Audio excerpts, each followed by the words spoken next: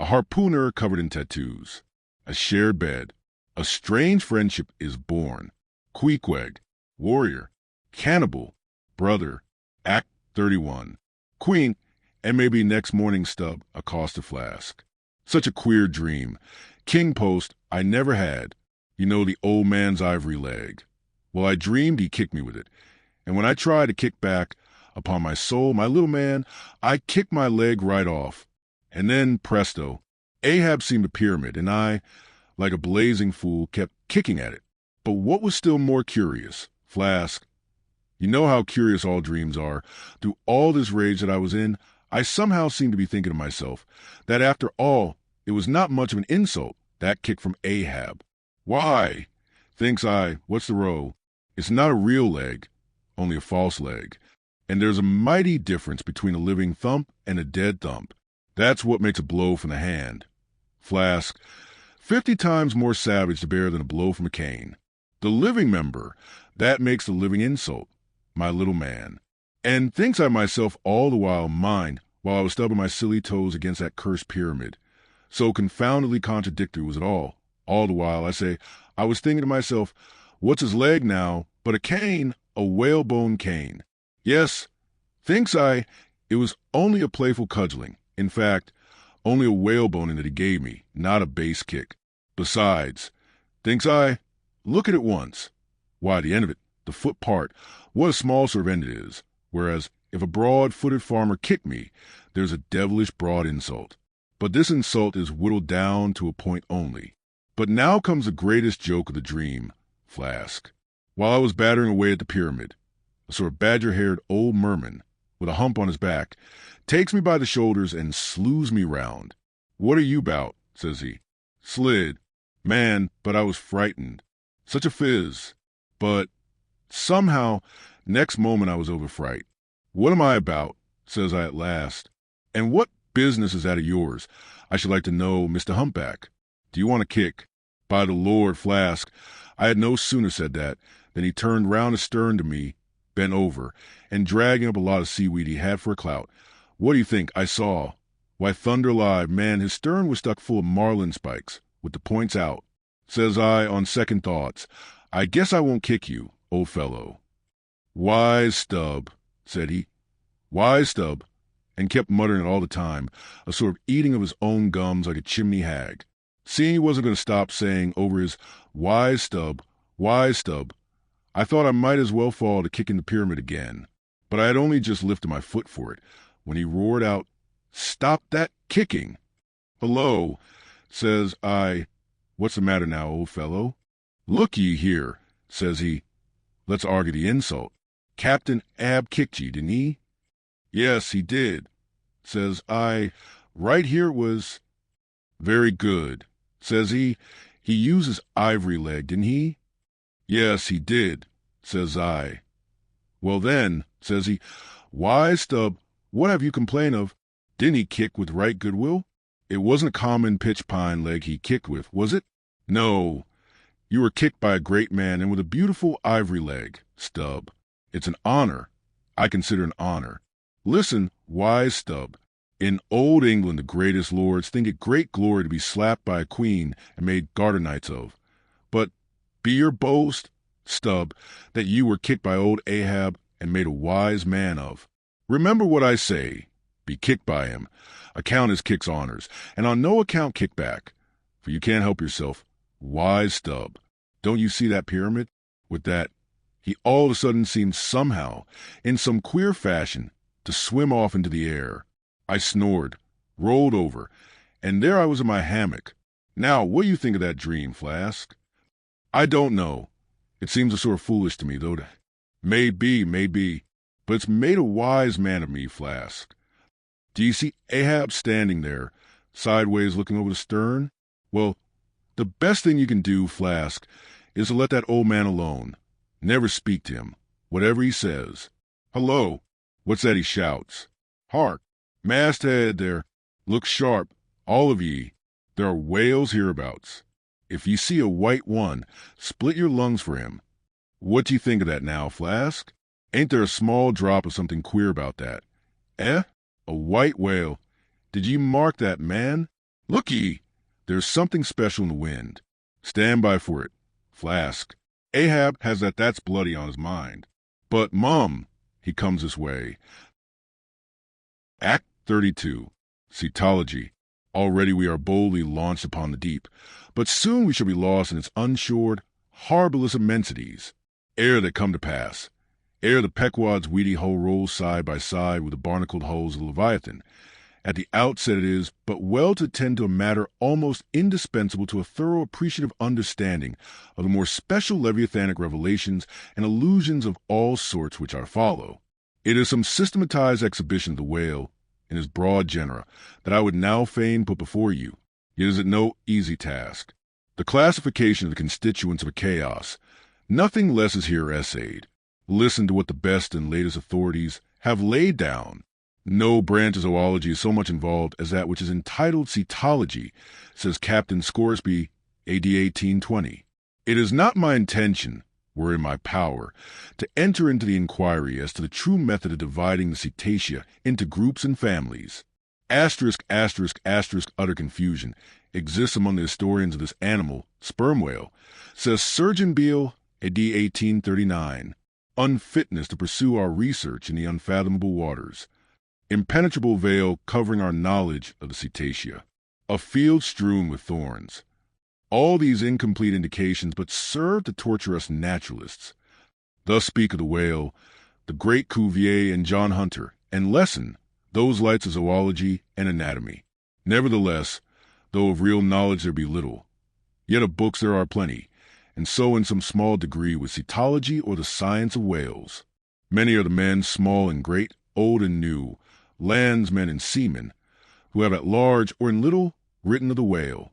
Run over a few: the authors of the Bible, Aristotle, Pliny, Aldrovandi, Sir Thomas Browne Gesner, Ray, Linnaeus, Rondeletius, Willoughby, Green, Artedi, Sebald, Brisson, Martin, Lacépède, Bonterre, Damaris, Baron Cuvier, Frederick Cuvier, John Hunter, Owen, Scoresby, Beale, Bennett, J. Ross Brown, the author Miriam Coffin, Olmsted, and the Reverend T. Cheever.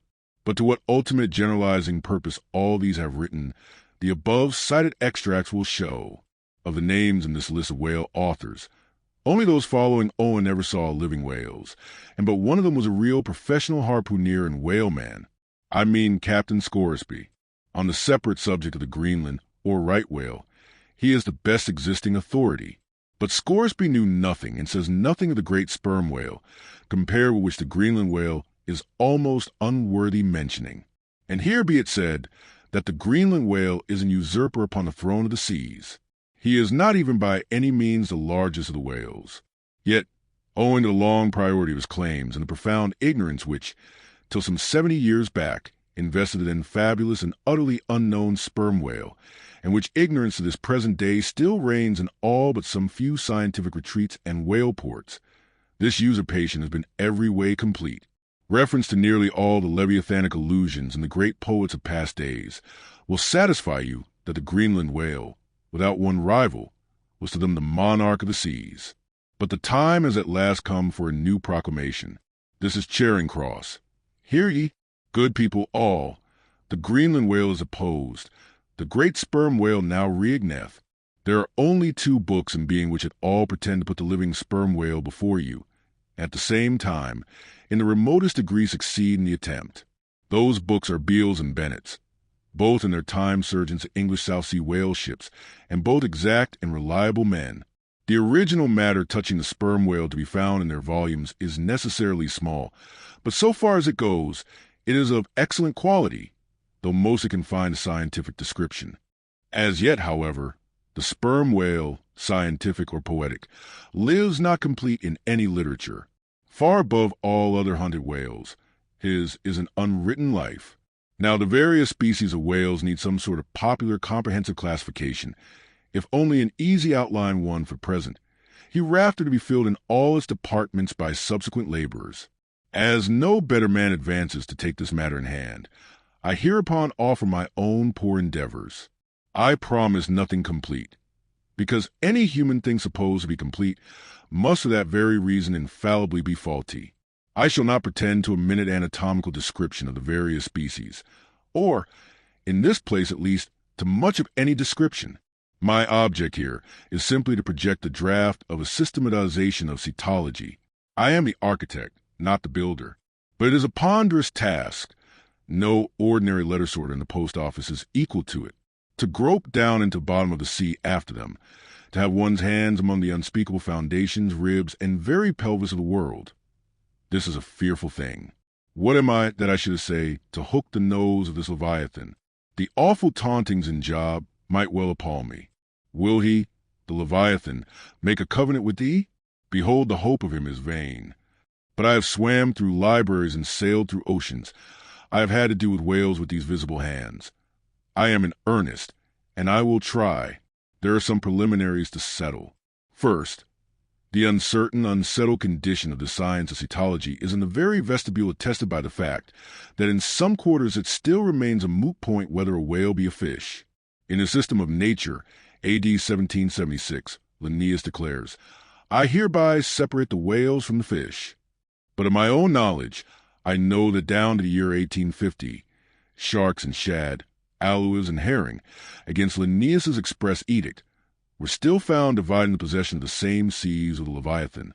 The grounds upon which Linnaeus would fain have banished the whales from the waters, he states as follows: on account of their warm bilocular heart, their lungs, their movable eyelids, their hollow ears, penum intrandum feminam mammis lactantem, and finally, ex lege naturae jur meritoque. I submitted all this to my friends Simeon Macy and Charlie Coffin of Nantucket, both messmates of mine in a certain voyage, and they united in the opinion that the reasons set forth were altogether insufficient. Charlie profanely hinted they were humbug. Be it known that, waiving all argument, I take the good old-fashioned ground that the whale is a fish and call upon holy Jonah to back me. This fundamental thing settled, the next point is, in what internal respect does the whale differ from other fish?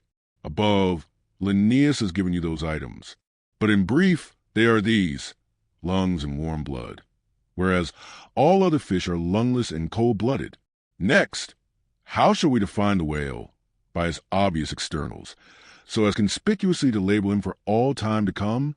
To be short, then, a whale is a spouting fish with a horizontal tail. There you have him, however contracted. That definition is a result of expanded meditation. A walrus spouts much like a whale, but the walrus is not a fish, because he is amphibious. But the last term of the definition is still more cogent, as coupled with the first. Almost anyone must have noticed that all the fish familiar to landsmen have not a flat, but a vertical or up and down tail, whereas among spouting fish the tail, though it may be similarly shaped, invariably assumes a horizontal position. By the above definition of what a whale is, I do by no means exclude from the Leviathanic Brotherhood any sea creature hitherto identified with the whale by the best-informed Nantucketers, nor, on the other hand, link with it any fish hitherto authoritatively regarded as alien 3. Hence, all the smaller, spouting, and horizontal-tailed fish must be included in this ground plan of cetology. Now then, come the grand divisions of the entire whale host. 3. I am aware that down to the present time, the fish-style lamatins and dugongs, pigfish and sowfish of the coffins of Nantucket, are included by many naturalists among the whales. But as these pigfish are a nosy, contemptible set, mostly lurking in the mouths of rivers, and feeding on wet hay, and especially as they do not spout, I deny their credentials as whales, and have presented them with their passports to quit the kingdom of cetology. First, according to magnitude, I divide the whales into 3 primary books, subdivisible into ACTS, and these shall comprehend them all, both small and large. I, the folio whale. 2, the octavo whale. 3, the duodecimo whale. As the type of the folio, I present the sperm whale, of the octavo, the grampus, of the duodecimo, the porpoise. Folios. Among these I here include the following ACTs. I, the sperm whale. 2, the right whale. 3, the fin-back whale. 4, the humpbacked whale. V, the razorback whale. 6, the sulphur-bottom whale. Book I, folio, act I, sperm whale. This whale, Among the English of old, vaguely known as the trumpet whale and the visitor whale and the anvil-headed whale, is the present cachalot of the French, and the potfish of the Germans, and the macrocephalus of the long words. He is, without doubt, the largest inhabitant of the globe, the most formidable of all whales to encounter, the most majestic in aspect, and lastly, by far the most valuable in commerce, he being the only creature for which that valuable substance, spermaceti, is obtained. All his peculiarities will, in many other places, be enlarged upon. It is chiefly with his name that I now have to do. Philologically considered, it is absurd. Some centuries ago, when the sperm whale was almost wholly unknown in his own proper individuality, and when his oil was only accidentally obtained from the stranded fish, in those days spermaceti, it would seem, was popularly supposed to be derived from a creature identical with the one then known in England as the Greenland or right whale. It was the idea, also, that this same spermaceti was that quickening humor of the Greenland whale, which the first syllable of the word literally expresses. In those times, also, spermaceti was exceedingly scarce, not being used for light, but only as an ointment and medicament. It was only to be had from the druggist, as you nowadays buy an ounce of rhubarb. When, as I opine, in the course of time, the true nature of spermaceti became known, its original name was still retained by the dealers, no doubt to enhance its value by a notion so strangely significant of its scarcity. And so the appellation must at last have come to be bestowed upon the whale from which this spermaceti was really derived. Book I, folio, ACT 2, right whale. That, in one respect, this is the most venerable of the leviathans, being the one first regularly hunted by man. It yields the article commonly known as whalebone or baleen, and the oil specially known as whale oil, an inferior article in commerce. Among the fishermen, he is indiscriminately designated by all the following titles: the whale, the Greenland whale, the black whale, the great whale, the true whale, the right whale. There is a deal of obscurity concerning the identity of the species thus multitudinously baptized. What then is the whale, which I include in the second species of my folios? It is the great mysticetus of the English naturalists, the Greenland whale of the English whalemen, the baleen ordinaire of the French whalemen, the Groenland's wallfish of the Swedes. It is the whale which for more than 2 centuries past has been hunted by the Dutch and English in the Arctic seas. It is the whale which the American fishermen have long pursued in the Indian Ocean, on the Brazil banks, on the northwest coast, and various other parts of the world, designated by them right whale cruising grounds. Some pretend to see a difference between the Greenland whale of the English and the right whale of the Americans, but they precisely agree in all their grand features, nor has there yet been presented a single determinate fact upon which to ground a radical distinction. It is by endless subdivisions based upon the most inconclusive differences that some departments of natural history become so repellingly intricate. The right whale will be elsewhere treated of at some length, with reference to elucidating the sperm whale. Book I, folio, ACT 3, fin back. Under this head I reckon a monster which, by the various names of finback, tall spout, and long john, have been seen almost in every sea, and is commonly the whale whose distant jet is so often described by passengers crossing the Atlantic in the New York packet tracks. In the length he attains, and in his baleen, the finback resembles the right whale, but is of a less portly girth and a lighter color, approaching to olive. His great lips present a cable-like aspect, formed by the intertwisting, slanting folds of large wrinkles. His grand distinguishing feature, the fin, from which he derives his name, is often a conspicuous object. This fin is some 3 or 4 feet long, growing vertically from the hinder part back, of an angular shape, and with a very sharp pointed end. Even if not the slightest other part of the creature be visible, this isolated fin will, at times, be seen plainly projecting from the surface. When the sea is moderately calm and slightly marked with spherical ripples, and this gnome-like fin stands up and casts shadows upon the wrinkled surface, it may well be supposed that the watery circle surrounding it somewhat resembles a dial, with its style and wavy hour lines graved on it. On that it has dial the shadow often goes back. The finback is not gregarious. He seems a whale-hater, as some men are man-haters, very shy, always going solitary, unexpectedly rising to the surface in the remotest and most sullen waters, his straight and single lofty jet rising like a tall misanthropic spear upon a barren plain, gifted with such wondrous power and velocity in swimming as to defy all present pursuit from man. This Leviathan seems to banish an unconquerable Cain in his race, bearing for his mark that style upon his back.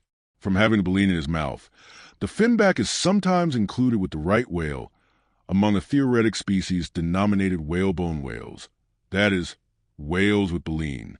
Of these so-called whalebone whales, there would seem to be several varieties, most of which, however, are little known. Broad-nosed whales and beaked whales, pike-headed whales, bunch whales, underjawed whales, and rostrated whales are the fishermen's names for a few sorts.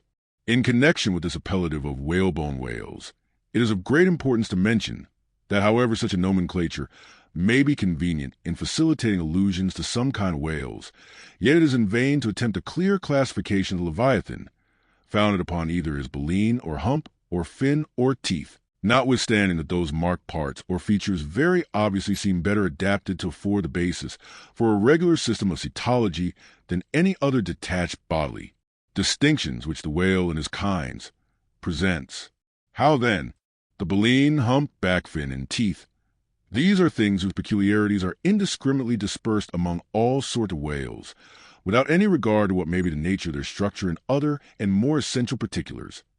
Thus, the sperm whale and the humpback whale, each is a hump, but there the similitude ceases. Then, the same humpback whale and the Greenland whale, each of these is baleen, but there again the similitude ceases. And it is just the same with the other parts above mentioned.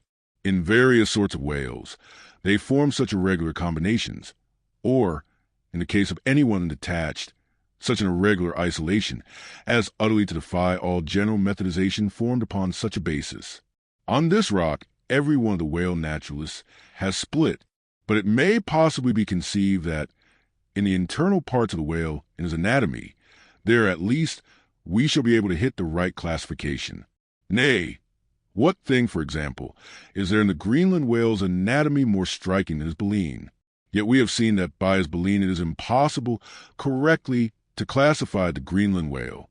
And if you descend into the bowels of the various leviathans, why there you will not find distinctions of 50th part as available to the systematizer as those external ones already enumerated. What then remains? Nothing but to take hold of the whales bodily, in their entire liberal volume, and boldly sort them that way. And this is the bibliographical system here adopted, and it is the only one that can possibly succeed, for it alone is practicable. To proceed. Book I, folio, ACT 4. Humpbacked. This whale is often seen on the Northern American coast. He has been frequently captured there and towed into harbor. He has a great pack on him like a peddler, or you might call him the elephant and castle whale. At any rate, the popular name for him does not sufficiently distinguish him, since the sperm whale also has a hump, though a smaller one. His oil is not very valuable. He has baleen. He is the most gamesome and light-hearted of all the whales, making more gay foam and white water generally than any other of them. Book I, folio, ACTV, razor-backed. Of this whale little is known but his name. I have seen him at a distance off Cape Horn. Of a retiring nature, he eludes both hunters and philosophers. Though no coward, he has never yet shown any part of him but his back, which rises in a long, sharp ridge. Let him go. I know little more of him, nor does anybody else. Book I, folio, ACT 6, Sulphur Bottom. Another retiring gentleman, with a brimstone belly, doubtless got by scraping along the Tartarian tiles in some of the profounder divings. He is seldom seen. At least I have never seen him except in the remoter southern seas, and then always at too great a distance to study his countenance. He is never chased. He would run away with rope walks a line. Prodigies are told of him. Adieu, Sulphur Bottom.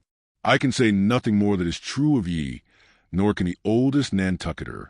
Thus ends Book I, folio, and now begins Book II, octavo. Octavos, for these embrace the whales of middling magnitude, among which at present may be numbered I, the grampus, 2, the blackfish, 3, the narwhal, 4, the thrasher, V, the killer. For why this book of whales is not denominated the quarto is very plain, because while the whales of this order though smaller than those of the former order, nevertheless retain a proportionate likeness to them in figure. Yet the bookbinder's quarto volume in its diminished form does not preserve the shape of the folio volume, but the octavo volume does. Book 2, Octavo, Act I. Grampus. Though this fish, whose loud sonorous breathing, or rather blowing, has furnished a proverb to landsmen, is so well known a denizen of the deep, yet is he not popularly classed among whales. But possessing all the grand distinctive features of the Leviathan, most naturalists have recognized him for one. He is of moderate octavo size, varying from 15 to 25 feet in length, and of corresponding dimensions round the waist. He swims in herds. He is never regularly hunted, though his oil is considerable in quantity and pretty good for light. By some fishermen his approach is regarded as premonitory of the advance of the great sperm whale. Book 2, Octavo, ACT 2, Black Fish. I give the popular fishermen's names for all these fish, for generally they are the best. Where any name happens to be vague or inexpressive, I shall say so, and suggest another. I do so now, touching the black fish, so-called because blackness is the rule among almost all whales. So, call him the hyena whale, if you please. His veracity is well known, and from the circumstance that the inner angles of his lips are curved upwards, he carries an everlasting Mephistophelian grin on his face. This whale averages some 16 or 18 feet in length. He is found in almost all latitudes. He has a peculiar way of showing his dorsal hook fin in swimming, which looks something like a Roman nose. When not more profitably employed, the sperm whale hunters sometimes capture the hyena whale to keep up a supply of cheap oil for domestic employment, as some frugal housekeepers, in the absence of company and quite alone by themselves, burn unsavory tallow instead of odorous wax. Though their blubber is very thin, some of these whales will yield you upwards of 30 gallons of oil. Book 2, Octavo, ACT 3, Narwhal, that is, nostril-whaled, another instance of a curiously named whale, so named, I suppose, from his peculiar horn being originally mistaken for a peaked nose. The creature is some 16 feet in length, while its horn averages 5 feet, though some exceed 10, and even attain to 15 feet.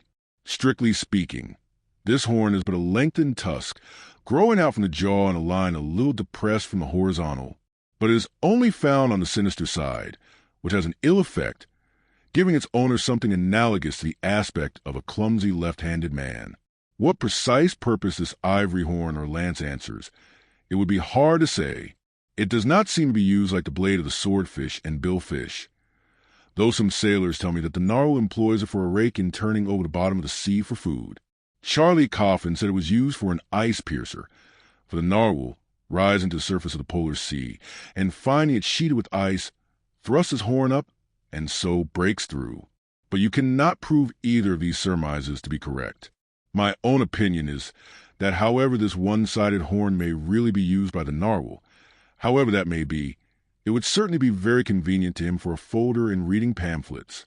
The narwhal I have heard called the tusked whale, the horned whale, and the unicorn whale. He is certainly a curious example of the unicornism to be found in almost every kingdom of animated nature.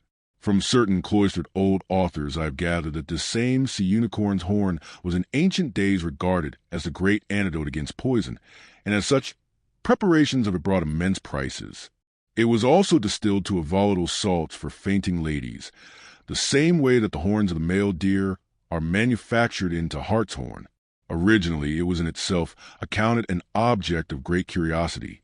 Black letter tells me that Sir Martin Frobisher, on his return from that voyage, when Queen Bess did gallantly wave her jeweled hand to him from a window of Greenwich Palace, as his bold ship sailed down the Thames. When Sir Martin returned from that voyage, saith Black letter, on bended knees he presented to her Highness a prodigious long horn of the narwhal, which for a long period after hung in the castle at Windsor. An Irish author avers of the Earl of Leicester, on bended knees, did likewise present to her Highness another horn, pertaining to a land beast of the unicorn nature. The narwhal has a very picturesque, leopard-like look, being of a milk-white ground color, dotted with round and oblong spots of black. His oil is very superior, clear and fine, but there is little of it, and he is seldom hunted. He is mostly found in the circumpolar seas. Book 2, Octavo, ACT4, Killer. Of this whale little is precisely known to the Nantucketer, and nothing at all to professed naturalist. From what I have seen of him at a distance, I should say that he was about the bigness of a grampus. He is very savage, a sort of Fiji fish. He sometimes takes the great folio whales by the lip and hangs there like a leech till the mighty brute is worried to death. The killer is never hunted. I never heard what sort of oil he has. Exception might be taken to the name bestowed upon this whale, on the ground of its indistinctness. For we are all killers, on land and on sea, Bonapartes and sharks included. Book 2, Octavo, ACTV, Thrasher. This gentleman is famous for his tail, which he uses for a ferrule in thrashing his foes.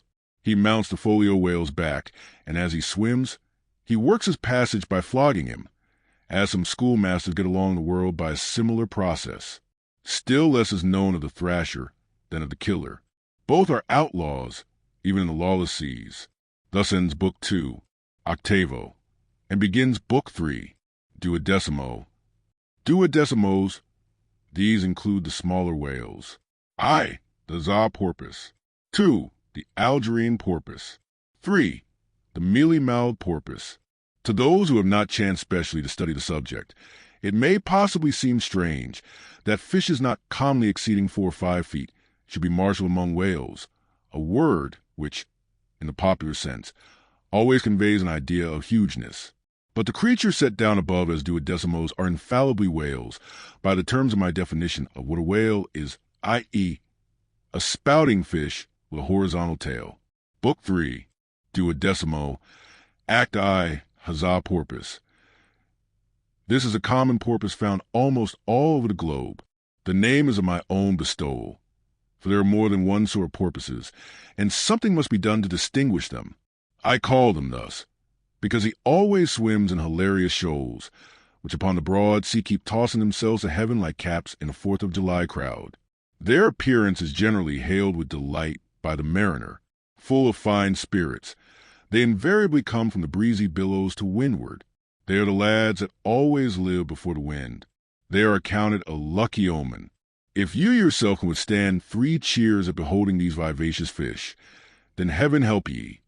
The spirit of godly gamesomeness is not in ye. A well-fed, plump Za porpoise will yield you 1 good gallon of good oil, but the fine and delicate fluid extracted from his jaws is exceedingly valuable. It is in request among jewelers and watchmakers. Sailors put on their hones. Porpoise meat is good eating, you know. It may never have occurred to you that a porpoise spouts. Indeed, his spout is so small that it is not very readily discernible. But the next time you have a chance, watch him, and you will then see the great sperm whale himself in miniature. Book 3, Duodecimo, ACT2, Algerine porpoise. A pirate, very savage. He is only found, I think, in the Pacific. He is somewhat larger than the Za porpoise, but much of the same general make. Provoke him, and he will buckle to a shark. I have lowered for him many times, but never yet saw him captured. Book 3, Duodecimo, ACT3, mealy-mouthed porpoise. The largest kind of porpoise, and only found in the Pacific, so far as it is known. The only English name by which he has hitherto been designated is that of the fishers, right whale porpoise, from the circumstance that he is chiefly found in the vicinity of that folio. In shape, he differs in some degree from the Za porpoise, being of a less rotund and jolly girth. Indeed, he is of quite a neat and gentlemanlike figure. He has no fins on his back, most other porpoises have. He has a lovely tail and sentimental Indian eyes of a hazel hue, but his mealy mouth spoils all. Though his entire back down to his side fins is of a deep sable, yet a boundary line, distinct as a mark in a ship's hull, called a bright waist. That line streaks him from stem to stern, with 2 separate colors, black above and white below. The white comprises part of his head and the whole of his mouth, which makes him look as if he had just escaped from a felonious visit to a meal bag. A most mean and mealy aspect. His oil is much like that of the common porpoise. Beyond the duodecimo, this system does not proceed, inasmuch as a porpoise is the smallest of the whales. Above, you have all the leviathans of note. But there are a rabble of uncertain, fugitive, half-fabulous whales, which, as an American whaleman, I know by reputation, but not personally.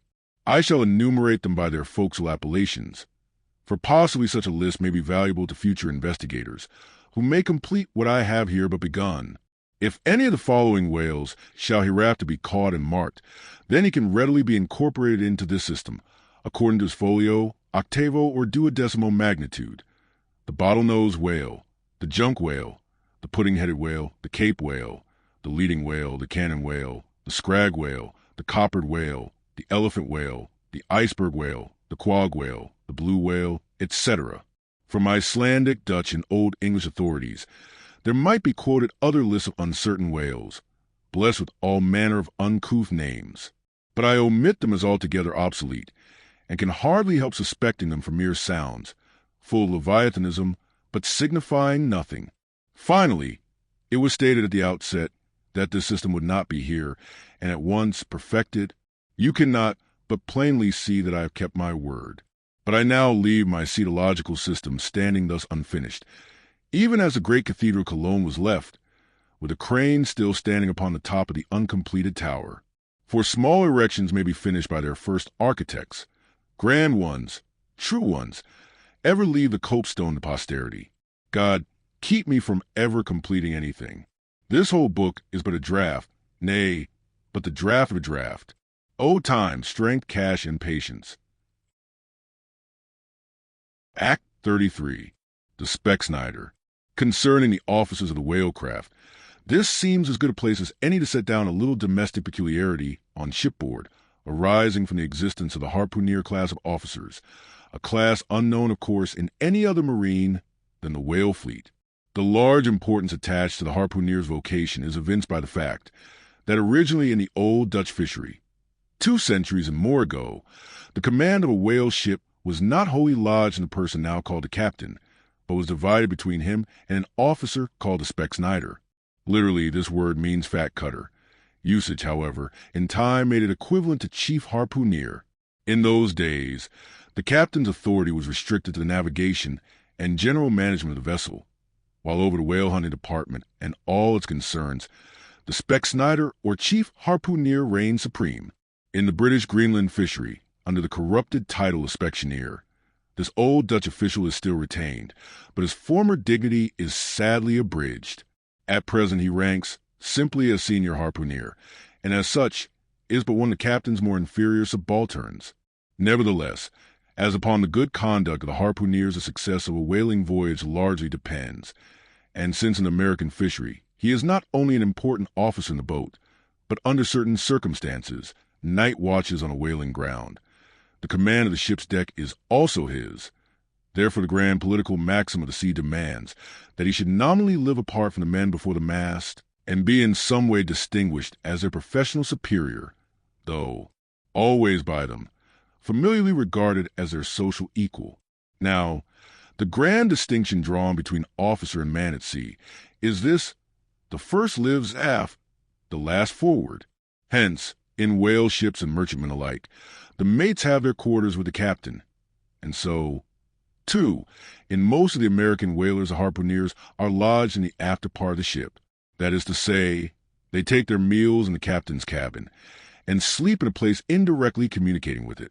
Though the long period of a southern whaling voyage, by far the longest of all voyages now or ever made by man, the peculiar perils of it, and the community of interest prevailing among the company, all of whom, high or low, depend for their profits, not upon fixed wages, but upon their common luck, together with their common vigilance, intrepidity, and hard work. Though all these things do in some cases tend to get a less rigorous discipline than in merchantmen generally, yet never mind how.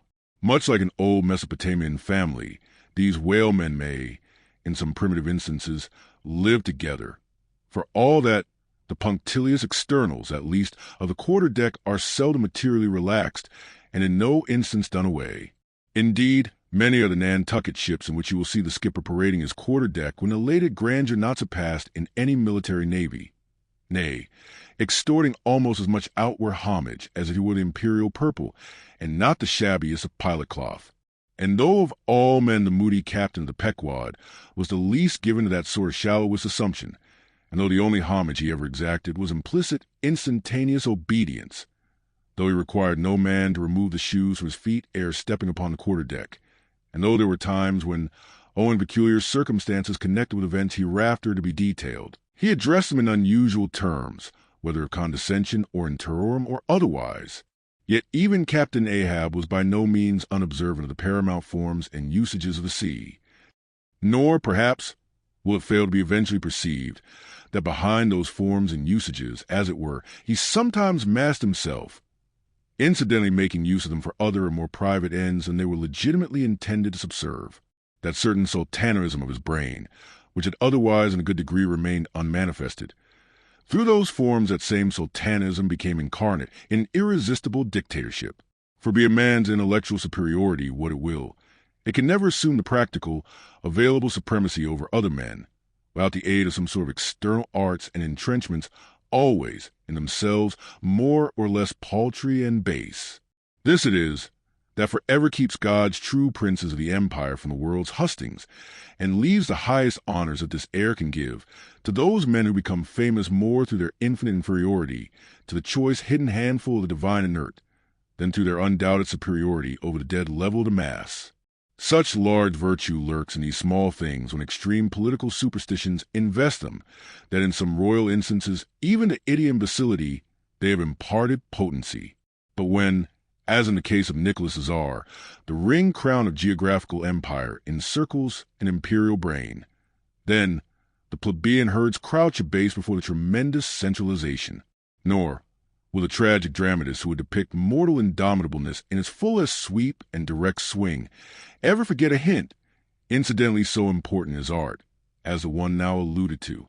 But Ahab, my captain, still moves before me in all his Nantucket grimness and shagginess, and in this episode touching emperors and kings, I must not conceal that I have only to do with a poor old whale hunter like him, and therefore all outward majestical trappings and housings are denied me. Oh, Ahab, what shall be grand in thee? It must need be plucked from the skies, and dive from the deep, and featured in the unbodied air. Act 34. The Cabin Table. It is noon, and Doughboy the steward, thrusting his pale loaf of bread face from the cabin scuttle, announces dinner to his lord and master, who, sitting in the lee quarter-boat, has just been taking an observation of the sun, and is now mutely reckoning the latitude on the smooth, medallion-shaped tablet, reserved for that daily purpose on the upper part of his ivory leg. From his complete inattention to the tidings, you would think that moody Ahab had not heard his menial.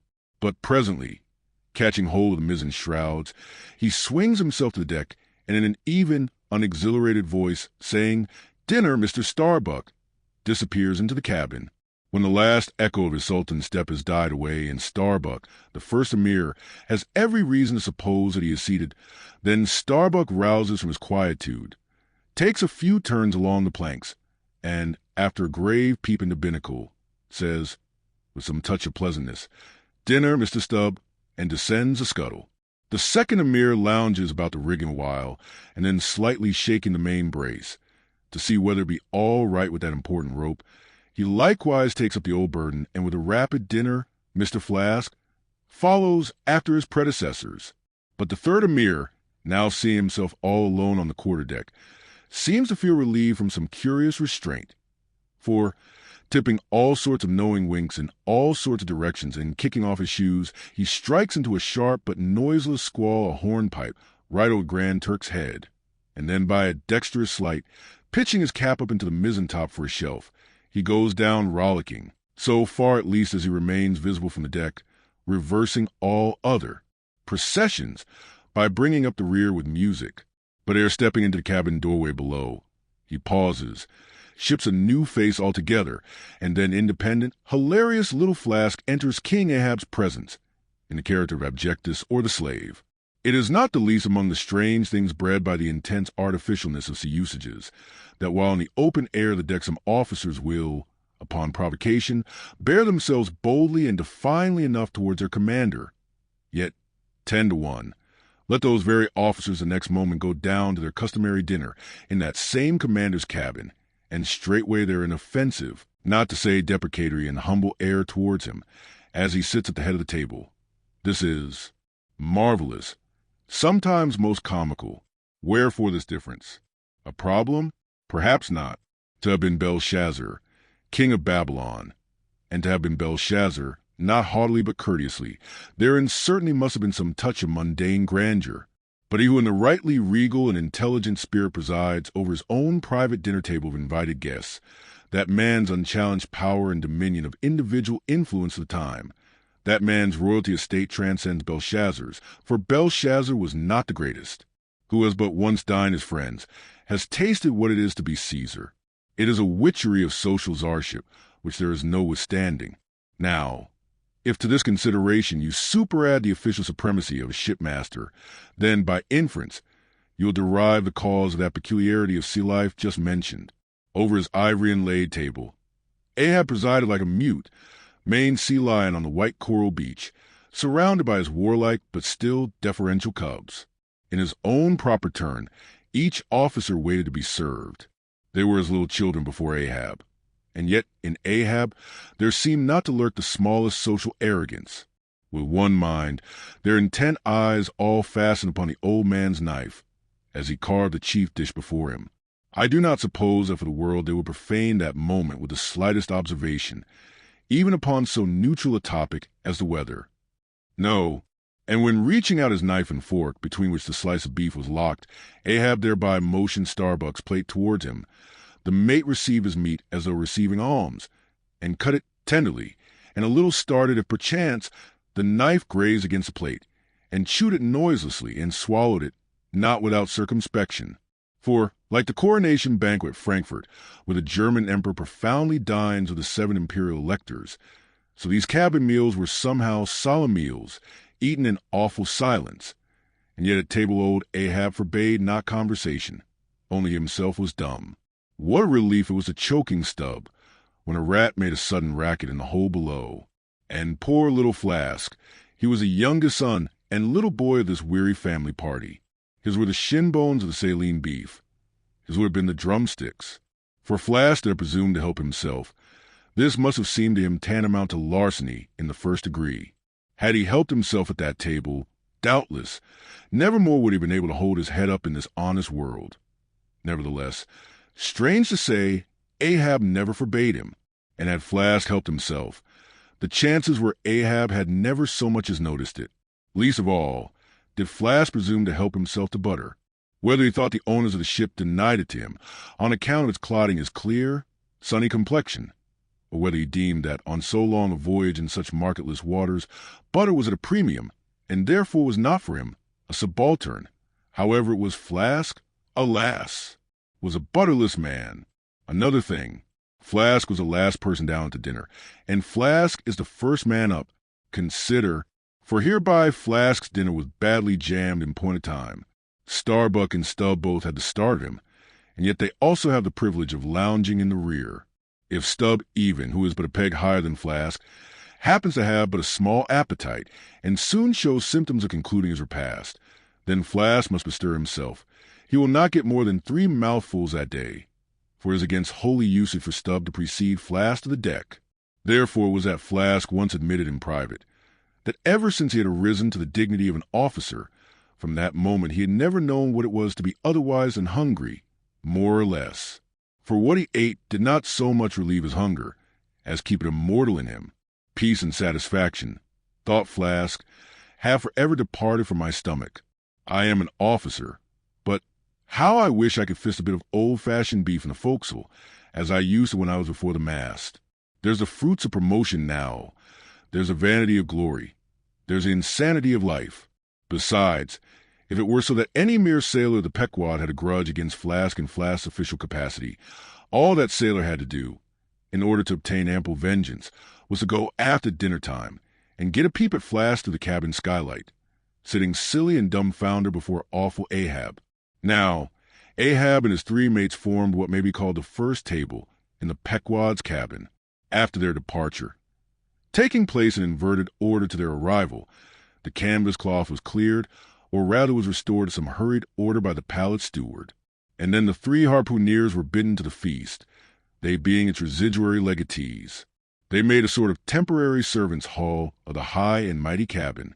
In strange contrast to the hardly tolerable constraint and nameless invisible domineerings of the captain's table, was the entire carefree license and ease, the almost frantic democracy of those inferior fellows the harpooneers. While their masters, the mates, seemed afraid of the sound of the hinges of their own jaws, the harpooneers chewed their food with such a relish that there was a report to it. They dined like lords. They filled their bellies like Indian ships all day loading with spices. Such portentous appetites had Queequeg and Tashtego that to fill out the vacancies made by the previous repast, often the pale doughboy was fain to bring on a great baron of salt junk, seemingly quarried out of the solid ox. And if he were not lively about it, if he did not go with a nimble hop, skip, and jump, then Tashtego had an ungentlemanly way of accelerating him by darting a fork at his back, harpoon-wise. And once the Gu, seized with sudden humor, assisted Doughboy's memory by snatching him up bodily and thrusting his head into a great empty wooden trencher, while Tashtego, knife in hand, began laying out the circle preliminary to scalping him. He was naturally a very nervous, shuddering sort of little fellow, this bread-faced steward, the progeny of a bankrupt baker and a hospital nurse. And what with the standing spectacle of the black terrific Ahab, and the periodical tumultuous visitations of these three savages, Doughboy's whole life was one continual lip-quiver. Commonly, after seeing the harpooneers furnished with all things they demanded, he would escape from their clutches into his little pantry adjoining and fearfully peep out them through the blinds of its door, till all was over. It was a sight to see Queequeg seated over against Tashtego, opposing his filed teeth to the Indians. Crosswise to them, the goose seated on the floor, for a bench would have brought his hearse-plumed head to the low car lines, at every motion of his colossal limbs, making the low cabin framework to shake, as when an African elephant goes passenger in a ship. But for all this, the great Negro was wonderfully abstemious, not to say dainty. It seemed hardly possible that by such comparatively small mouthfuls he could keep up the vitality diffused through so broad, baronial, and superb a person. But, doubtless, this noble savage fed strong and drank deep of the abounding element of air, and through his dilated nostrils snuffed in the sublime life of the worlds. Not by beef or by bread are giants made or nourished. But Queequeg, he had a mortal, barbaric smack of the lip in eating, an ugly sound enough, so much so that the trembling doughboy almost looked to see whether any marks of teeth lurked in his own lean arms. And when he would hear Tashtego singing out for him to produce himself, that his bones might be picked, the simple-witted steward all but shattered the crockery hanging round him in the pantry by his sudden fits of the palsy. Nor did the whetstone which the harpooneers carried in their pockets for their lances and other weapons, and with which whetstones at dinner they would ostentatiously sharpen their knives, that grating sound did not at all tend to tranquilize poor doughboy. How could he forget that in his island days Queequeg, for one, must certainly have been guilty of some murderous, convivial indiscretions? Alas, doughboy, hard fares the white waiter who waits upon cannibals. Not a napkin should he carry on his arm, but a buckler. In good time, though, to his great delight, the three salt-sea warriors would rise and depart. To his credulous, fable-mongering ears, all their martial bones jingling in them at every step, like Moorish cimders and scabbards. But, though these barbarians dined in the cabin and nominally lived there, still, being anything but sedentary in their habits, they were scarcely ever in it except at meal times and just before sleeping time, when they passed through to their own peculiar quarters. In this one matter, Ahab seemed no exception to most American whale captains, who, as a set, rather inclined to the opinion that by rights the ship's cabin belongs to them, and that it is by courtesy alone that anybody else is at any time permitted there, so that, in real truth, the mates and harpooneers of the Pequod might more properly be said to have lived out a cabin than in it. For when they did enter it, it was something as a street door enters a house, turning inwards for a moment, only to be turned out the next, and as a permanent thing, residing in the open air. Nor did they lose much hereby. In the cabin was no companionship. Socially, Ahab was inaccessible. Though nominally included in the census of Christendom, he was still an alien to it. He lived in the world as the last of the grizzly bears lived in settled Missouri, And as when spring and summer departed, that wild Logan of the woods, burying himself in the hollow of a tree, lived out the winter there, sucking his own paws. So, in his inclement, howling old age, Ahab's soul, shut up in the cave trunk of his body, there fed upon the sullen paws with gloom. Act 35. The masthead. It was during the more pleasant weather, that in due rotation with the other seamen, my first masthead came round. In most American whalemen, the mastheads are manned almost simultaneously with the vessels leaving her port, even though she may have 15,000 miles and more to sail ere reaching her proper cruising ground.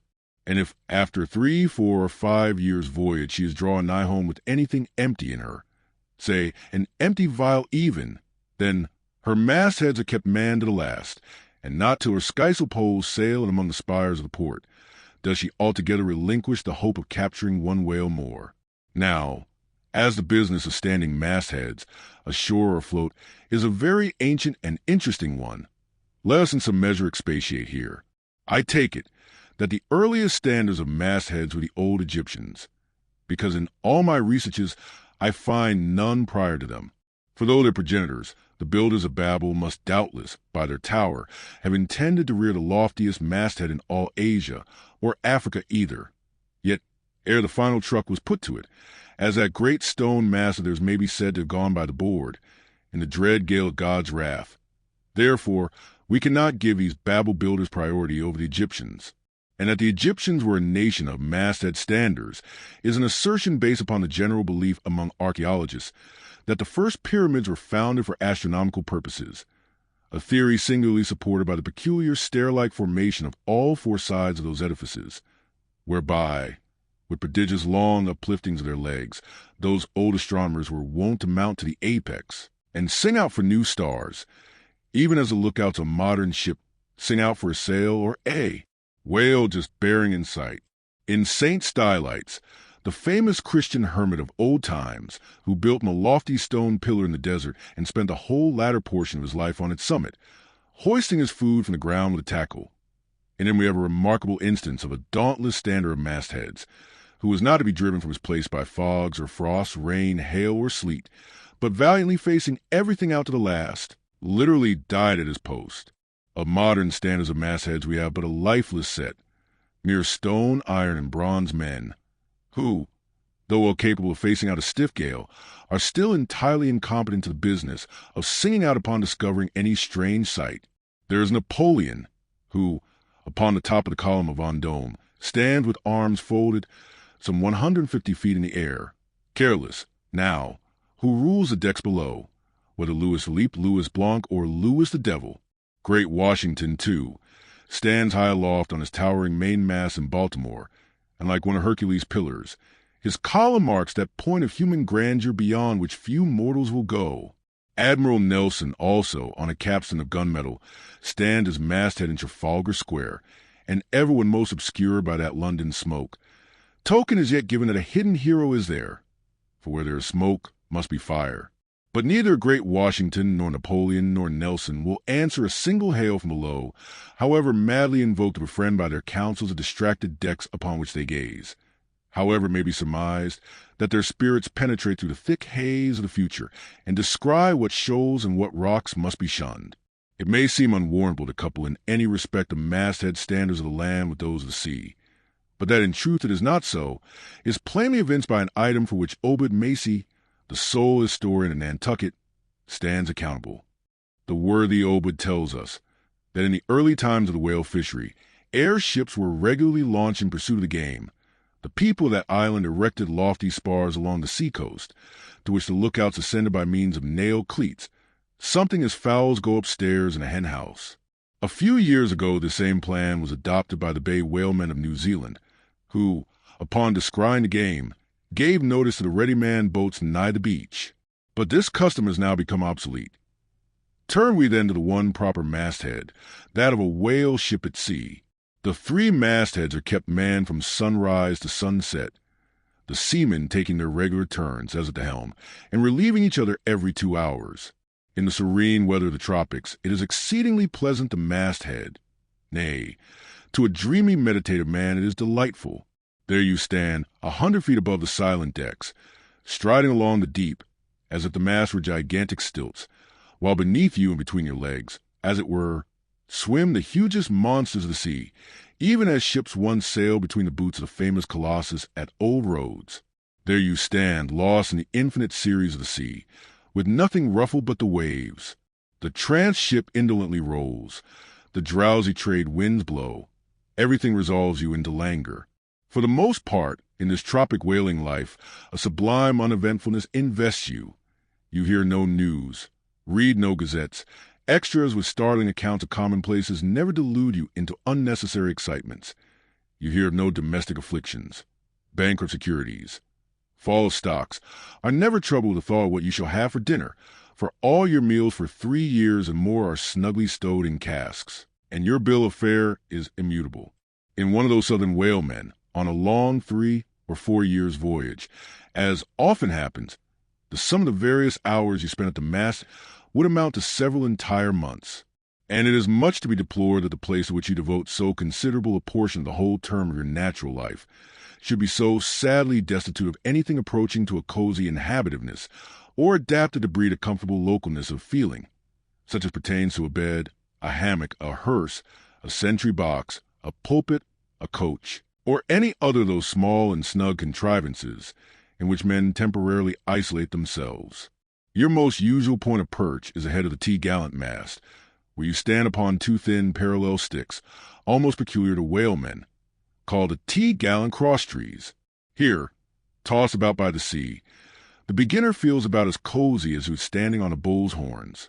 To be sure, in cold weather you may carry your house aloft with you, in the shape of a watchcoat, but properly speaking the thickest watchcoat is no more of a house than the unclad body, for as the soul is glued inside of its fleshly tabernacle and cannot freely move about in it, nor even move out of it, without running great risk of perishing, like an ignorant pilgrim crossing the snowy Alps in winter, so a watchcoat is not so much of a house as it is a mere envelope or additional skin, encasing you.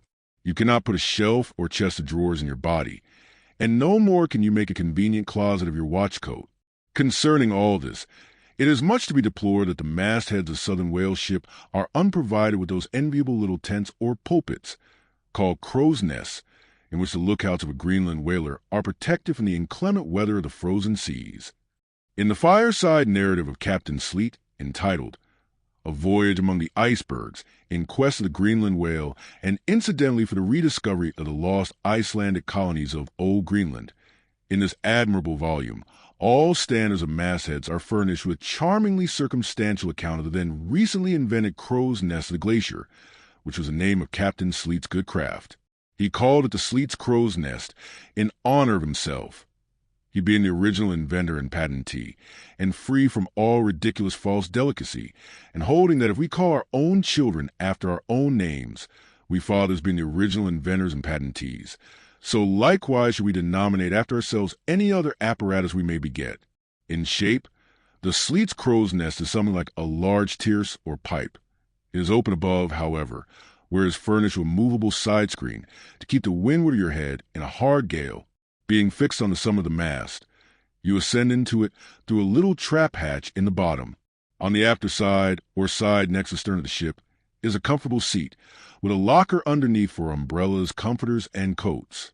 In front is a leather rack, in which to keep your speaking trumpet, pipe telescope, and other nautical conveniences.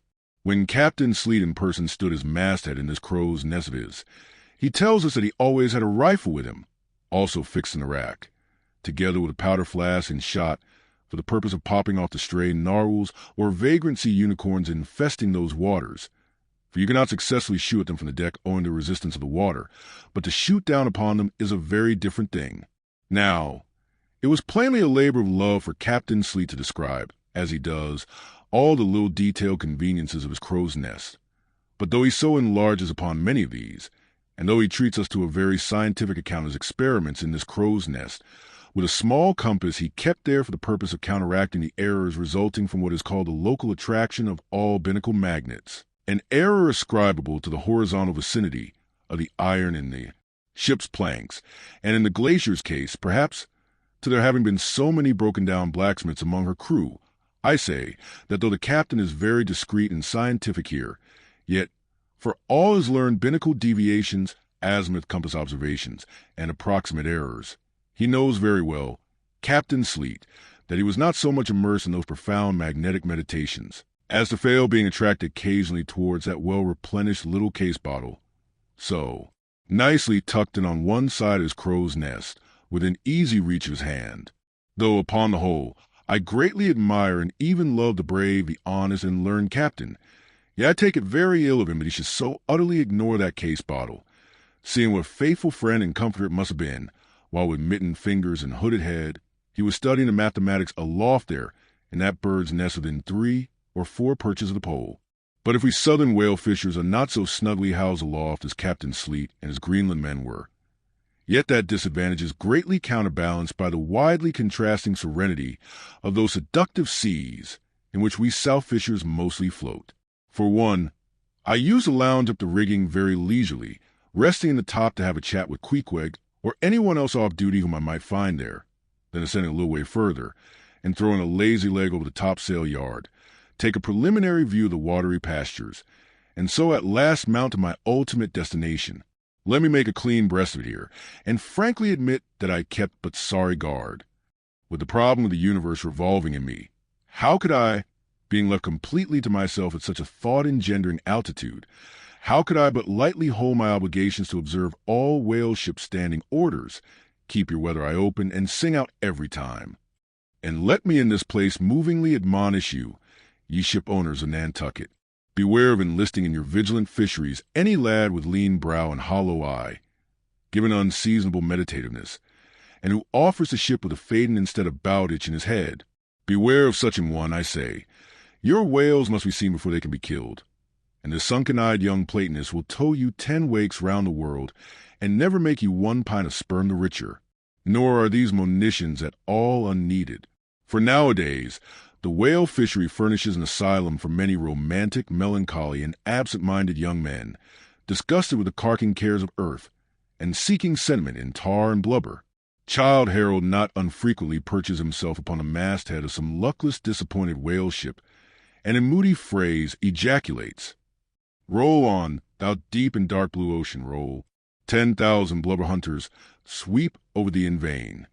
Very often do the captains of such ships take those absent-minded young philosophers to task, upbraiding them with not feeling sufficient interest in the voyage, half-hinting that they are so hopelessly lost to all honorable ambition, as that in their secret souls they would rather not see whales than otherwise. But all in vain. Those young Platonists have a notion that their vision is imperfect. They are short-sighted. What use, then, to strain the visual nerve? They have left their opera glasses at home. "Why, thou monkey," said a harpooner to one of these lads, "we've been cruising now hard upon 3 years, and thou hast not raised a whale yet.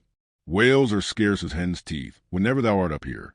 Perhaps they were, or perhaps there might have been shoals of them in the far horizon, but lulled into such an opium-like listlessness of vacant, unconscious reverie is this absent-minded youth by the blending cadence of waves with thoughts, that at last he loses his identity, takes the mystic ocean as feet for the visible image of that deep blue, bottomless soul pervading mankind and nature, and every strange, half-seen, gliding, beautiful thing that eludes him, every dimly discovered, uprising fin of some undiscernible form, seems to him the embodiment of those elusive thoughts that only people a soul by continually flitting through it. In this enchanted mood, thy spirit ebbs away to whence it came, becomes diffused through time and space, like Cranmer's sprinkled pantheistic ashes, forming at last a part of every shore the round globe over. There is no life in thee now, except that rocking life imparted by a gently rolling ship, by her borrowed from the sea, by the sea from the inscrutable tides of God. But while this sleep, this dream is on ye, move your foot or hand an inch, slip your hold at all, and your identity comes back in horror. Over Discartian vortices you hover, and perhaps at midday, in the fairest weather, with one half-throttled shriek you drop through that transparent air into the summer sea, no more to rise forever. Heed it well, ye pantheists. Act 36. The quarter deck. Enter Ahab, then all. It was not a great while after the affair of the pipe, that one morning shortly after breakfast, Ahab, as was his wont, ascended the cabin gangway to the deck. There most sea captains usually walk at that hour, as country gentlemen, after the same meal, take a few turns in the garden. Soon his steady, ivory stride was heard, as to and fro he paces old rounds, upon planks so familiar to his tread, that they were all over dented like geological stones, with peculiar mark of his walk. Did you fixedly gaze, too, upon that ribbed and dented brow, there also you would see still stranger footprints, the footprints as one unsleeping, ever-pacing thought. But on the occasion in question, those dents looked deeper, even as his nervous step that morning left a deeper mark. And so full his thought was Ahab, that at every uniform turn that he made, now at the mainmast and now at the binnacle, you could almost see that thought turn in him as he turned, and pace in him as he paced, so completely possessing him, indeed, that it all but seemed the inward mold of every outer movement. "Gee, mark him, Flask," whispered Stubb, "the chick that's an impex-a-shell. 'Twill soon be out." The hours wore on. Ahab now shut up within his cabin, anon pacing the deck with the same intense bigotry of purpose in his aspect. It drew near the close of day. Suddenly he came to a halt by the bulwarks, and inserting his bone leg into the auger hole there, and with one hand grasping a shroud, he ordered Starbuck to send everybody aft.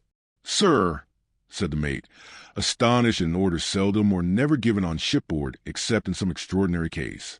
"Send everybody aft," repeated Ahab. "Mastheads there, come down." When the entire ship's company were assembled, and with curious and not wholly unapprehensive faces, were eyeing him, for he looked not unlike the weather horizon when a storm is coming up, Ahab, after rapidly glancing over the bulwarks and then darting his eyes among the crew, started from his standpoint, and as though not a soul were nigh him resumed his heavy turns upon the deck. With bent head and half-slouched hat, he continued to pace, unmindful of the wondering whispering among the men, till Stubb cautiously whispered to Flask that Ahab must have summoned him there for the purpose of witnessing a pedestrian feat, but this did not last long. Vehemently pausing, he cried, "What do ye do when ye see a whale, men?" "Sing out for him," was the impulsive rejoinder from a score of clubbed voices.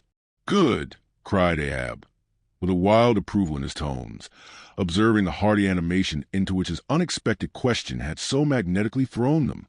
"And what do ye next, men?" "Lower away and after him." "And what tune is it ye pull to, men?" "A dead whale or a stove boat."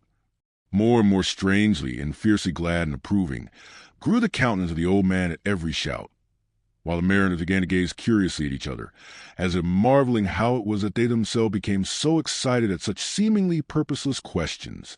But they were all eagerness again as Ahab, now half revolving in his pivot hole, with one hand reaching high up a shroud and tightly, almost convulsively grasping it, addressed them thus: "All ye mastheaders have before now heard me give orders about a white whale. Look ye, do ye see this Spanish ounce of gold?" Holding up a broad, bright coin to the sun. "It is a $16 piece, men. Do ye see it? Mr. Starbuck, hand me yon topmaul." While the mate was getting the hammer, Ahab, without speaking, was slowly rubbing the gold piece against the skirts of his jacket, as if to heighten its luster, and without using any words was meanwhile lowly humming to himself, producing a sound so strangely muffled and inarticulate that it seemed the mechanical humming of the wheels of vitality in him. Receiving the topmaul from Starbuck, he advanced towards the mainmast with a hammer uplifted in one hand, exhibiting the gold with the other, and with a high raised voice exclaiming, "Whosoever of ye raises me a white-headed whale with a wrinkled brow and a crooked jaw, whosoever of ye raises me that white-headed whale, with 3 holes punctured in his starboard fluke, look ye, whosoever ye raises me that same white whale, he shall have this gold ounce, my boys." "Huzzah! Huzzah!" cried the seamen, as with swinging tarpaulins they hailed the act of nailing the gold to the mast. "It's a white whale, I say," resumed Ahab, as he threw down the topmaul. "A white whale. Skin your eyes for him, men. Look sharp for white water. If ye see but bubbles, sing out." All this while Tashtego, Dagu, and Queequeg had looked on with even more intense interest and surprise than the rest, and at the mention of the wrinkled brow and crooked jaw they had started, as if each was separately touched by some specific recollection. Captain Ahab, said Tashtego, that white whale must be the same that some call Moby-Dick. Moby-Dick? Shouted Ahab. Do you know the white whale then, Tash?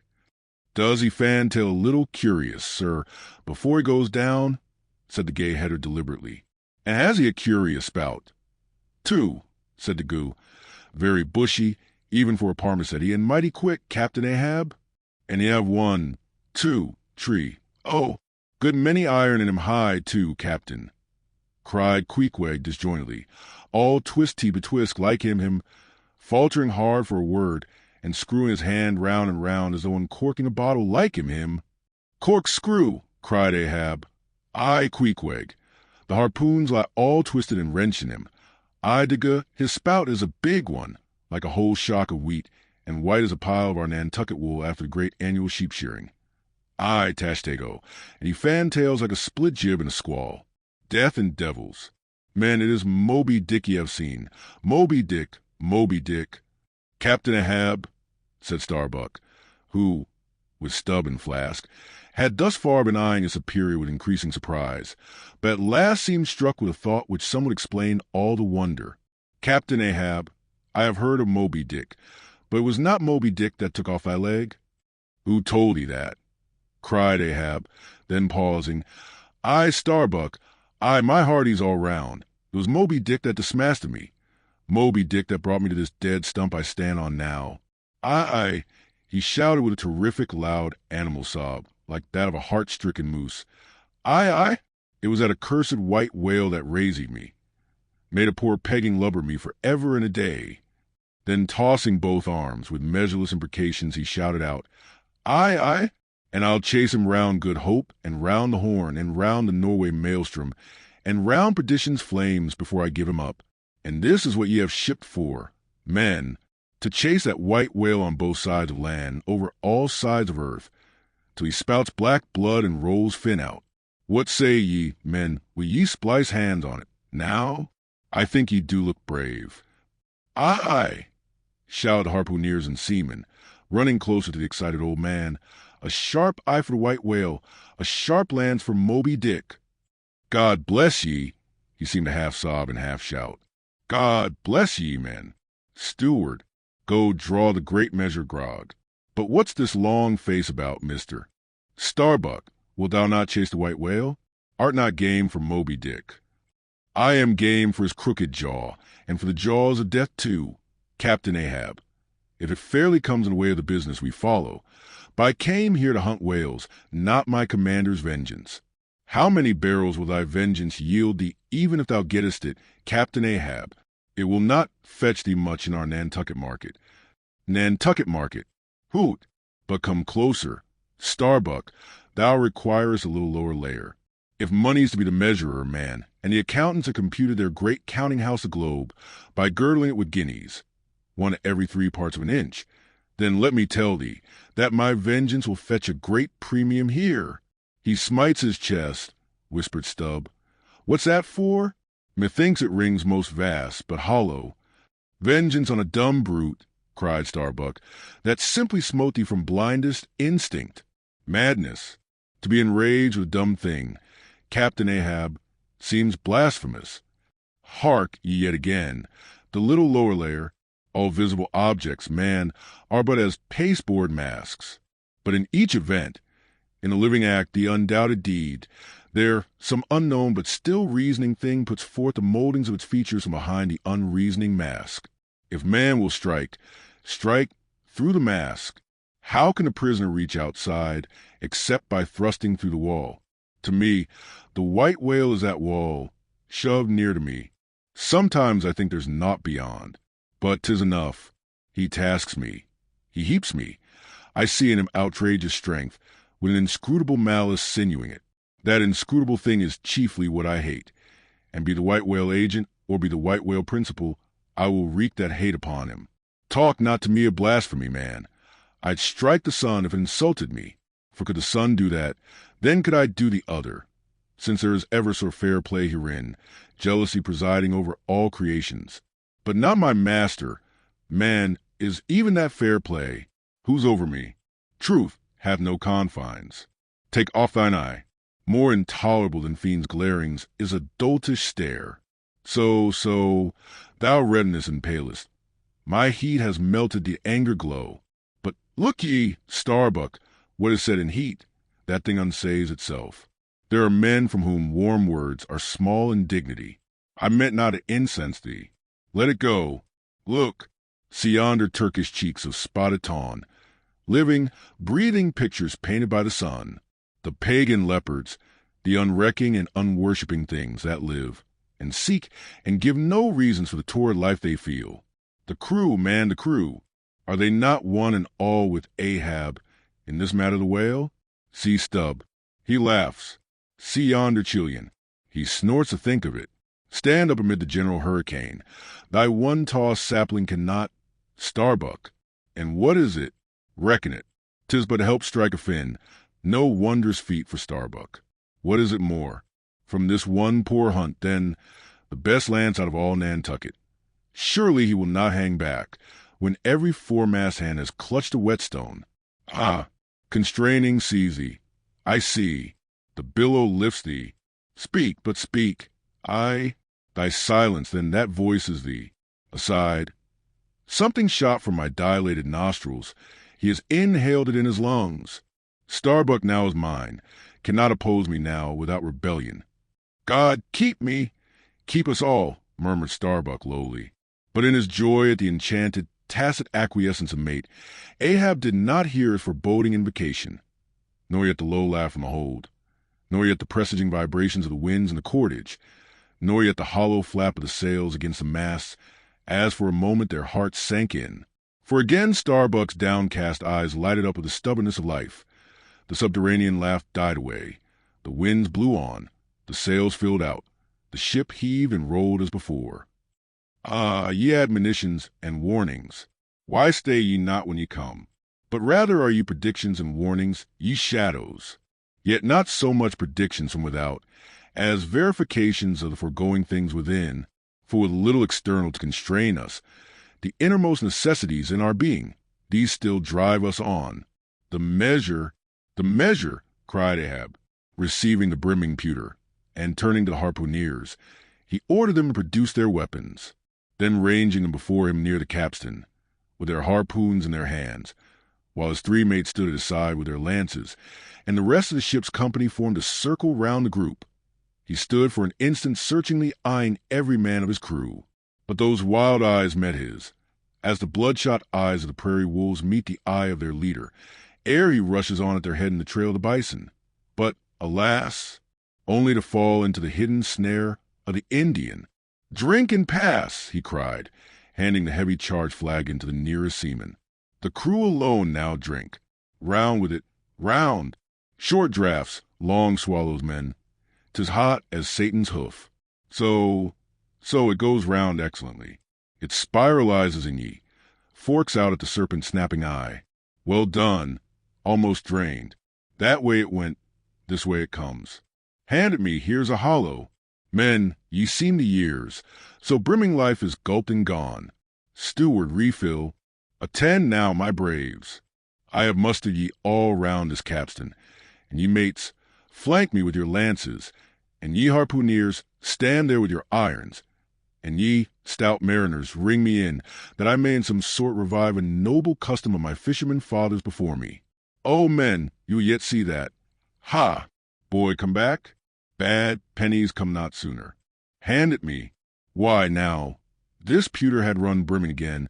W. art not thou St. Vitus imp? Away, thou ague. Advance, ye mates.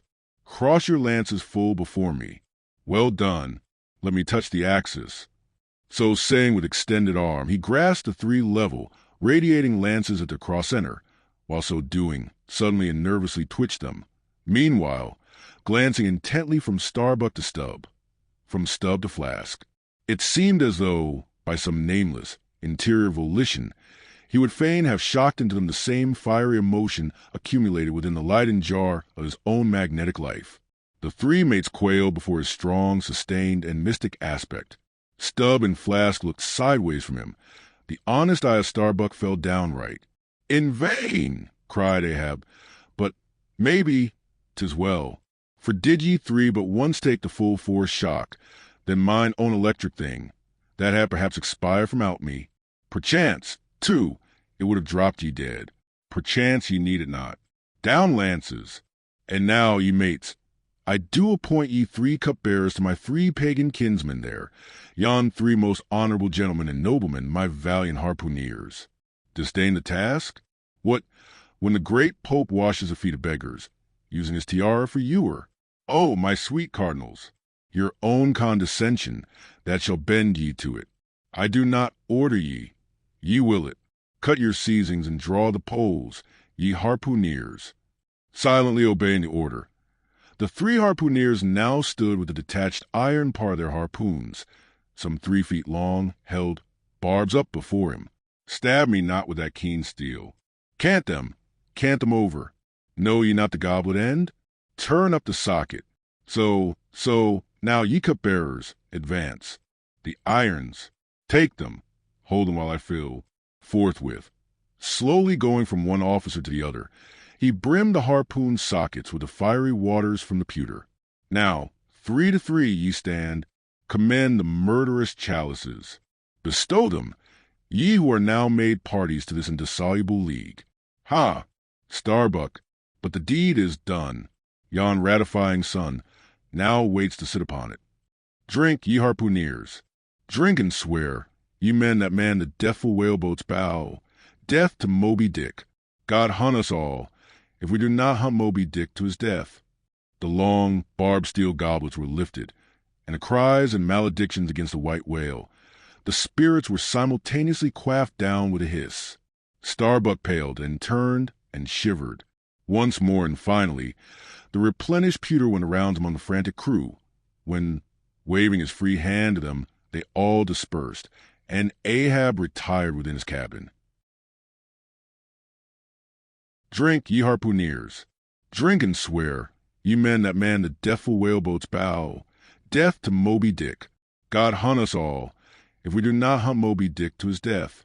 The long, barbed steel goblets were lifted, and the cries and maledictions against the white whale, the spirits were simultaneously quaffed down with a hiss. Starbuck paled and turned and shivered. Once more and finally, the replenished pewter went around among the frantic crew, when, waving his free hand to them, they all dispersed, and Ahab retired within his cabin. Drink, ye harpooneers. Drink and swear, ye men that man the deathful whaleboat's bow. Death to Moby-Dick. God hunt us all, if we do not hunt Moby-Dick to his death. The long, barbed steel goblets were lifted, and the cries and maledictions against the white whale, the spirits were simultaneously quaffed down with a hiss. Starbuck paled and turned and shivered. Once more and finally, the replenished pewter went around among the frantic crew, when, waving his free hand to them, they all dispersed, and Ahab retired within his cabin. Drink, ye harpooneers. Drink and swear, ye men that man the deathful whaleboat's bow. Death to Moby-Dick. God hunt us all, if we do not hunt Moby-Dick to his death. The long, barbed steel goblets were lifted, and the cries and maledictions against the white whale, the spirits were simultaneously quaffed down with a hiss. Starbuck paled and turned and shivered. Once more and finally, the replenished pewter went around among the frantic crew, when, waving his free hand to them, they all dispersed, and Ahab retired within his cabin. Act XL. Midnight, forecastle. Harpooners and sailors. Foresail rises and discovers the watch standing, lounging, leaning, and lying in various attitudes, all singing in chorus. Farewell and adieu to you, Spanish ladies. Farewell and adieu to you, ladies of Spain. Our captains commanded, first Nantucket sailor. Oh, boys, don't be sentimental. It's bad for the digestion. Take a tonic, follow me, sings, and all follow. Our captain stood upon the deck, a spyglass in his hand, a viewing of those gallant whales, that blew at every strand. Oh, your tubs and your boats, my boys, and by your braces stand, and we'll have one of those fine whales. Hand, boys, overhand. So, be cheery, my lads, May your hearts never fail, while the bold harpooner is striking the whale. Mate's voice from the quarter-deck. 8 bells there, forward. Second Nantucket sailor. Avast a chorus. 8 bells there. Do ye hear, bellboy? Strike the bell 8, thou Pip, thou Blackling, and let me call the watch. I've the sort of mouth for that, the hogshead mouth. So, thrust his head down the scuttle. Star, bow, Lenshoi. 8 bells are below. Tumble up. Dutch sailor. Grand snoozing tonight, Matty. Fat night for that. I marked this in our old mogul's wine. It's quite as deadened to some as Philippine to others. We sing. They sleep. I lie down there like ground tear butts. At 'em again. There. Take this copper pump and hail 'em through it. Tell 'em to avast dreaming of their lasses. Tell 'em it's the resurrection. They must kiss their lass and come to judgment. That's the way, that's it. Thy throat ain't spoiled with eating Amsterdam butter. French sailor. Hiss, boys. Let's have a jig or two before we ride anchor in Blanket Bay. What say ye? There comes the other watch. Stand by all legs. Pip, little Pip, hurrah with your tambourine. Pip, sulky and sleepy. Don't know where it is. French sailor.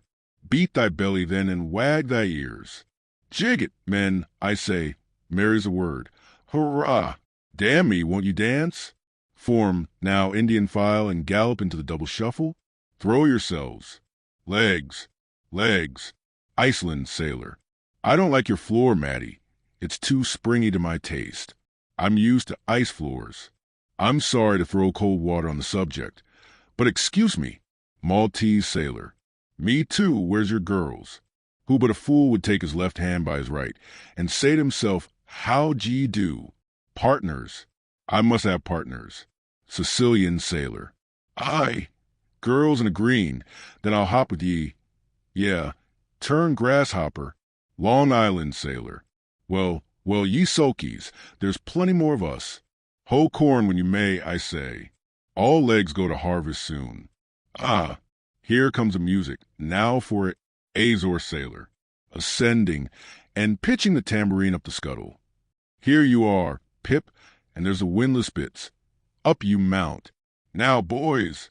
The half of them dance to the tambourine. Some go below. Some sleep or lie among the coils of rigging. Odes a plenty. Azore sailor. Dancing. Go it, Pip. Bang it, bell boy. Rig it, dig it, stig it, quig it, bell boy. Make fireflies. Break the jinglers. Pip. Jinglers, you say? There goes another. Dropped off. I pound it so. China sailor. Rattle thy teeth, then and pound away. Make a pagoda thyself. French sailor. Merry mad. Hold up thy hoop, Pip, till I jump through it. Split jibs. Tear yourselves. Tashtego. Quietly smoking. That's a white man. He calls that fun. Humph. I save my sweat. Old Manx sailor. I wonder whether those jolly lads bethink them of what they are dancing over. I'll dance over your grave. I will. That's the bitterest threat of your night women, that beat headwinds round corners. Oh, Christ, to think of the green navies and the green skull crews. Well, belike the whole world's a ball as you scholars have it, and so 'tis right to make one ballroom of it. Dance on, lads, you're young. I was once. 3D Nantucket sailor. Spell, oh, phew. This is worse than pulling after whales in a calm. Give us a whiff. Tash. They cease dancing and gather in clusters. Meantime the sky darkens, the wind rises. Lascar sailor. By Brahma. Boys, it'll be douse sail soon. The sky-born. High tide Ganges turn to wind. Thou showest thy black brow, Siva. Maltese sailor. Reclining and shaking his cap. It's the waves. The snow's caps turn to jigget now. They'll shake their tassels soon. Now would all the waves were women, then I'd go drown and Chaz see with them evermore. There's naught so sweet on earth. Heaven may not match it. As those swift glances of warm, wild bosoms in dance, when the overarming arms hide such ripe, bursting grapes. Sicilian sailor. Reclining. Tell me not of it. Hark ye, lad, fleet interlacings of the limbs, live swayings, coyings, flutterings, lip, heart, hip, all graze, unceasing touch and go, not taste, observe ye, else comes satiety. Pagan, nudging, Tahitian sailor, reclining on a mat. Hail, holy nakedness of our dancing girls, the heava, low-veiled, high-palmed Tahiti. I still rest me on thy mat, but the soft soil has slid. I saw thee woven in the wood, my mat, green the first day I brought ye thence, now worn and wilted quite. Ah me! Not thou nor I can bear to change. How then, if so be transplanted to yon sky? Here are the roaring streams from Pyrohides' peak of spears, when they leap down the crags and drown the villages. The blast, up, spine, and meet it, leaps to his feet. Portuguese sailor, how the sea rolls swashing against the side. Stand by for reefing, hearties. The winds are just crossing swords. Pell-mell they'll go lunging presently. Danish sailor, crack, old ship, so long as thou crackest, thou holdest. Well done. The mate there holds ye to it stiffly. He's no more afraid than the Isle-forted Kattegat, put there to fight the Baltic with storm-lashed guns, on which the sea salt cakes. Fourth Nantucket sailor, he has his orders, mind ye that. I heard old Ahab tell him he must always kill a squall. Something as they burst a waterspout with a pistol. Fire your ship right into it. English sailor, blood, but that old man's a grand old cove. We are the lads to hunt him up his whale. Oh, aye, old Manx sailor, how the 3 pines shake. Pines are the hardest sort of tree to live when shifted to any other soil, and here there's none but the crew's cursed clay. Steady, helmsman, steady. This is the sort of weather when brave hearts snap ashore, and keeled hulls split at sea. Our captain has his birthmark. Look yonder, boys, there's another in the sky. Lurid like ye see, all else pitch black. What of that? Who's afraid of black's afraid of me? I'm quarried out of it. Spanish sailor, aside. He wants to bully. The old grudge makes me touchy. Advancing. Aye, harpooneer, thy race is the undeniable dark side of mankind. Devilish dark at that. No offense. Grimly. None. Iago sailor. That Spaniard's mad or drunk. But that can't be. Or else in his one case our old mogul's firewaters are somewhat long in working. Fifth Nantucket sailor. What's that I saw? Lightning? Yes. Spanish sailor. No. showing his teeth. Springing. Swallow thine mannikin. White skin, white liver. Spanish sailor meeting him. Knife thee heartily. Big frame, small spirit. All. A row. Tashtego with a whiff. A row low and a row aloft. Gods and men, both brawlers. Humph. Belfast sailor. A row. The Virgin be blessed, a row. Plunge in with ye. English sailor. Fair play. Snatch the Spaniard's knife. A ring. Old Manx sailor. Ready formed. There. The ringed horizon. In that ring Cain struck Abel. Sweet work, right work. No. Why then, God, Matt's out of ring. Mate's voice from the quarter deck. Hands by the halyards. In topgallant sails. Stand by to reef topsails. Oh, the squall. Jump, my jollies. They scatter. Pip, shrinking under the windlass. Jollies? Lord help such jollies. Crish crash. There goes the jibstay. Blang wang. God. Duck lower. Pip. Here comes a royal yard. It's worse than being in the whirl woods. The last day of the year. Who'd go climbing after chestnuts now. But there they go, all cursing, and here I don't. Fine prospects to 'em. They're on the road to heaven. Hold on hard. Jiminy, what a squall. But those chaps, they're worse yet. They're your white squalls, eh? White squalls. White whale? Sure. Here have I heard all their chat just now, and the white whale, sure, but spoken of once, and only this evening. It makes me jingle all over like my tambourine. That anaconda of an old man swarming to hunt him. Oh, thou big white god aloft there somewhere in yon darkness, have mercy on the small black boy down here. Preserve him from all men. that have no bowels to feel fear.